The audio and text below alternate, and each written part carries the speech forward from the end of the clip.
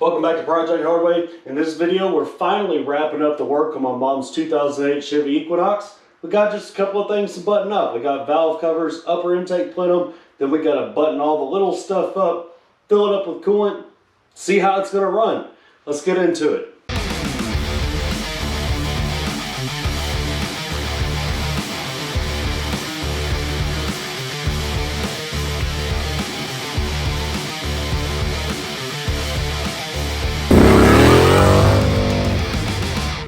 Now with that lower intake plenum bolted in place, we're in the home stretch. There's not much left to do here. Got a couple of all the little nitpicky things, hoses, wires, coil packs, alternators, stuff like that to put back on it.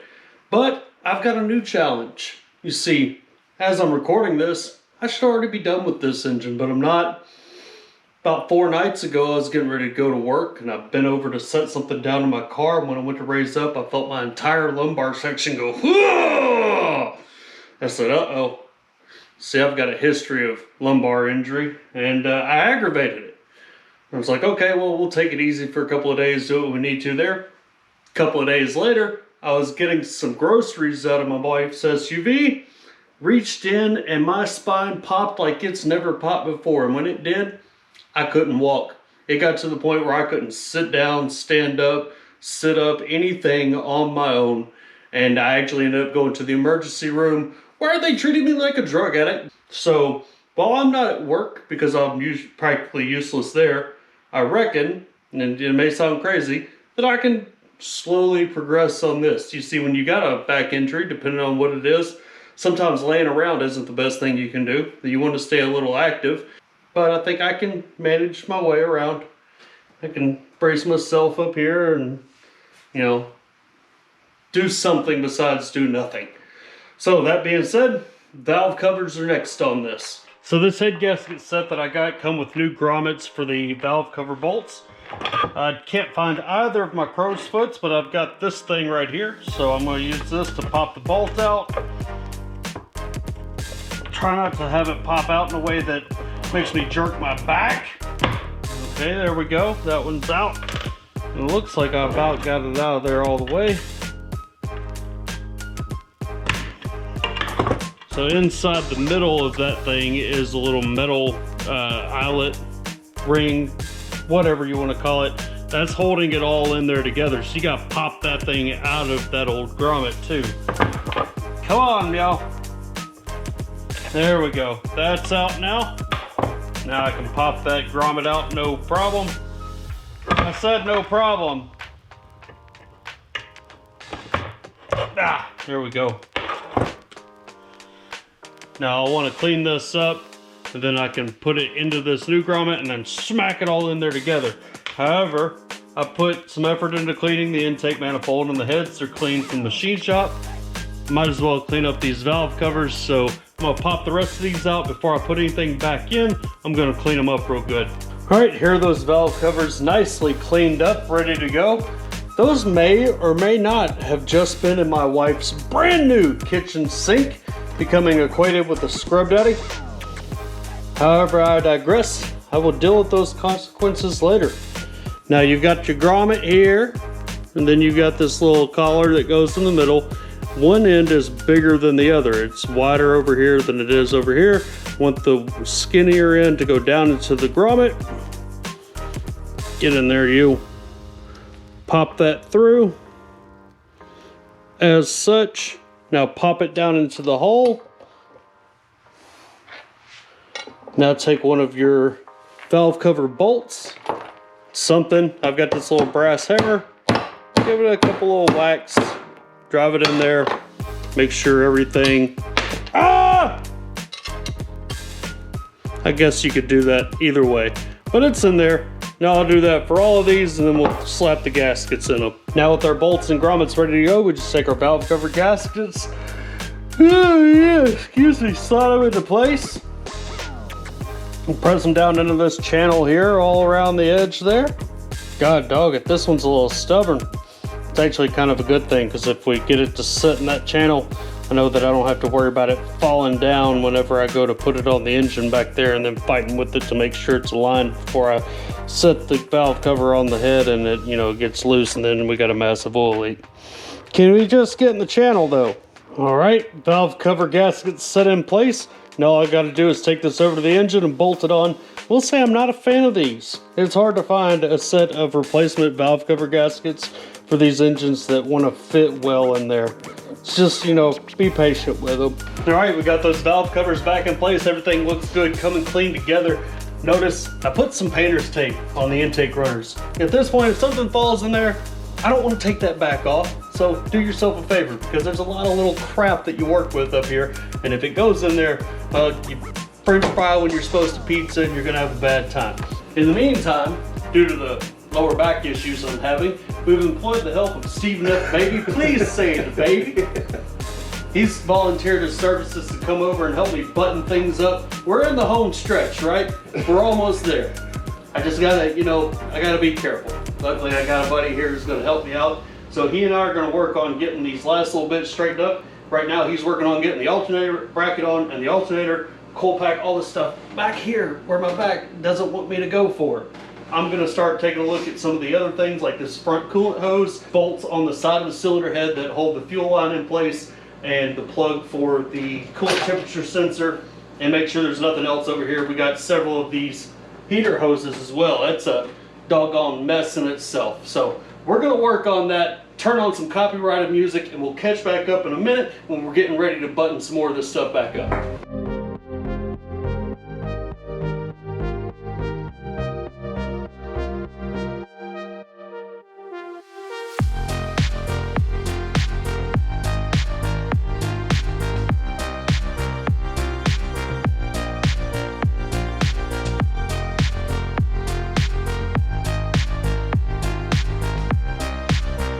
All right, so we've reached the point in the program where we're ready to put the upper intake plenum on. Rip this tape off. Don't let any debris fall down in there. Leave Deborah out of it. Leave Deborah out of it. These things have got a couple of little dowels that'll go into a place here as long as you get them lined up correctly. Hold themselves where they ought to be. Now,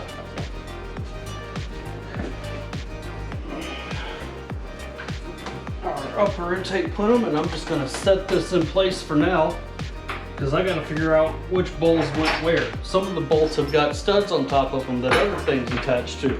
I gotta remember what's going on with that.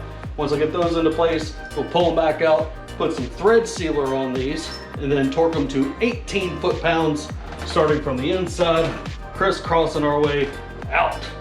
All right, so this is how they want to work out. There's one back here that's got a large stud on it. The final brace for the alternator goes on top of there for that bolt there. Then back here, you got this little stud here for this coolant crossover pipe that comes up from down here. And then over in this corner, you've got your thingy for the spark plug wires. All right, now Steve is gonna hit us with the torque to spec. Starting there, 18 gentle foot-pounds. Eventually.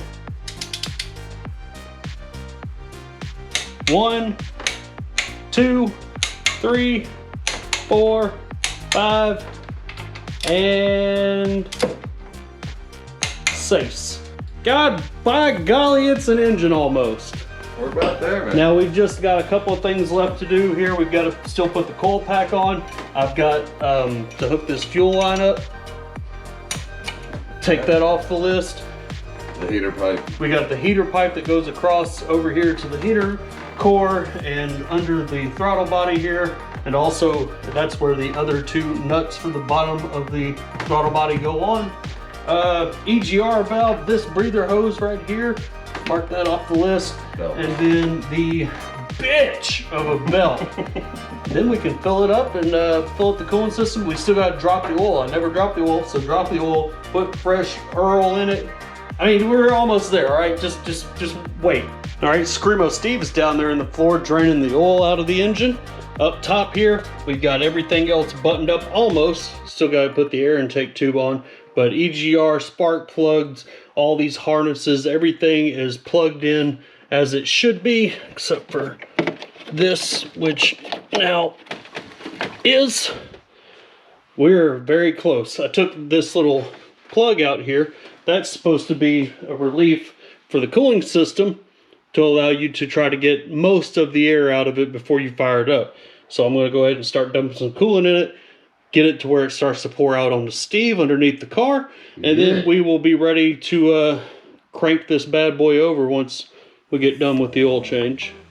All right, so we got a little bit ahead of ourselves. This here breather tube goes into the top of the valve cover on the back of the engine there, and then goes into the intake tube between the throttle body and the air box. So we're trying to, you know, finagle that thing back into place, but it looks like we should be able to get it back in there without having to take that cold bracket off. So, yeah, sure. All right, and shout out to Screaming Steven. He got that thing snapped in place there. Now he's gonna crawl under the car because I can't. And he's gonna put a new oil filter on it. And then we just might try to start this piece of junk. All right, Screamo Steve is done down below. So now we've got that valve open over there, ready to put the coolant in. Don't buy premix. All right, you're wasting your money. Go ahead and get the full concentrate and then, you know, mix it yourself. But if you have left over, write it on the bottle, because then you're looking at it later like, I don't know if this is mixed or not. Well, I do know because I checked it. Grizzly Adams did have a beard. All right, I'm gonna start dumping coolant in the jug over here, and eventually we should see it come out of that hole. Keep an eye out. You guys keep an eye out, because Steve's looking that way. Me too, I guess. And mind you, this cooling system was completely drained. We even drained the block. Good on GM once again for that. I hear it. You can hear it, but I can see it down in there. I need a little more. right now I'm squeezing the upper radiator hose, just trying to make something move around in there. Hopefully start filling the radiator up. Something makes me think I should have poured it straight into the upper radiator hose to fill the radiator up. I hate these stupid systems that don't have a cap on the radiator. Yeah. Oh, hold up. Oh, we're getting somewhere. We're getting close. We're gurgling. No. Let's see what it does. Well, you're way over pull right now. Yeah, that's cool. Oh, I hear it filling the block now.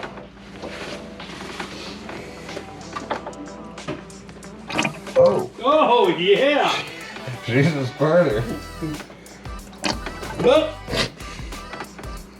Oh.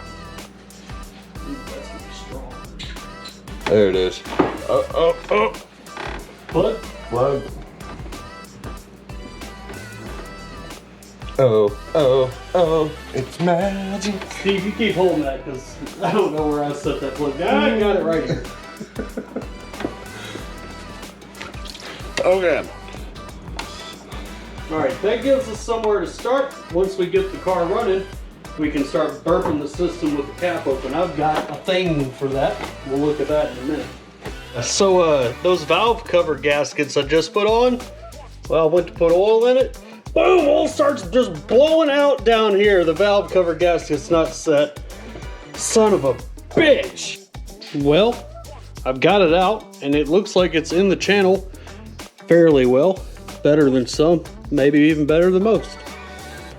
I'm wondering if I just maybe didn't get it tightened down on there all the way on the bottom side. I'll say it felt like it was though. I don't know. I'm gonna slap this bad girl back on there and we'll give it another shot. All right, so I stuck it back on there and we got to looking at it and double checking before we poured more oil in. Still had a gap. Figured out what I think is the problem.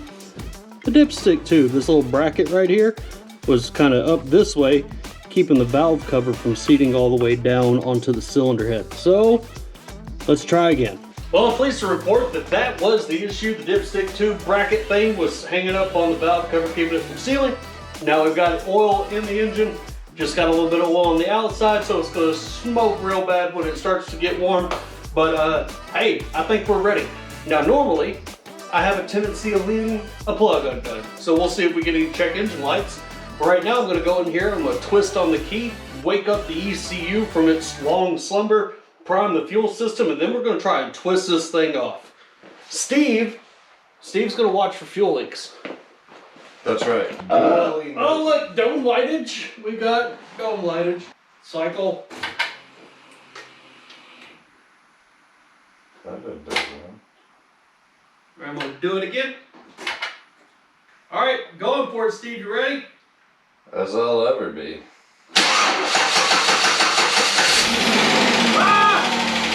It works! You got it! Oh my god! And there's no check engine lights. She's tapping a little bit, but the valve tray is a little dry. We'll give that a little time to circulate through there and hopefully work out any of that noise. And we'll let her sit here and start to warm up. See if this thing starts to circulate some coolant. That oil's already starting to smoke off of it. Oh, we got some smoke in the shop.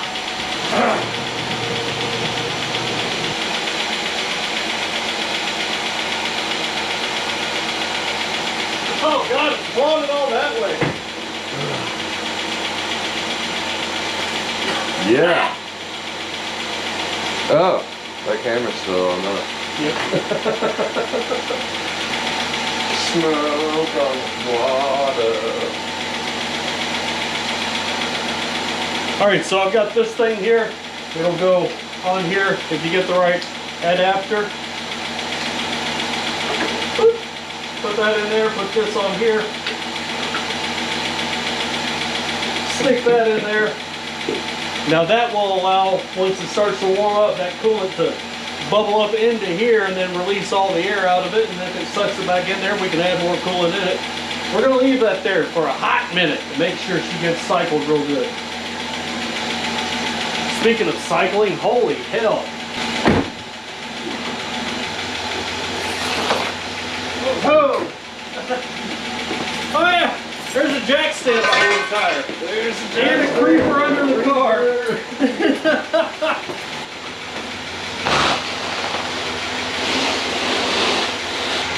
All right, we got her butt stuck out there so she can burn off whatever she's burning off that way.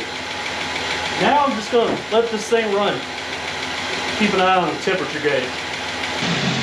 All right, so she's been running for several minutes now. The thermostat's opened up. We're starting to circulate coolant. You see over here my little bourbon jug. It's got coolant in it. Slowly but surely as the engine runs, air in the system should make its way out through there and then allow it to pull that coolant back into the engine. She's running good. Smooth. The little tick from the lifter's gone away. No check engine lights. Oh, please let this be it. All right, it's the next day. This thing's been sitting overnight. Kind of hard to tell, but the coolant bottle is all the way down at the bottom. So I'm gonna mix up some more 50-50, fill that up, fire it up, and let it run again and see where we're at. All right, I've got my burping funnel in place, got coolant in the jug. You can go, you know, half and half in a coolant bottle between a couple of them. I like to use this old tea pitcher that I keep in the shop. Just don't drink the lemonade when you come out. All right, I'm gonna crank on this thing, see how it fires up, and then let her get up to temp.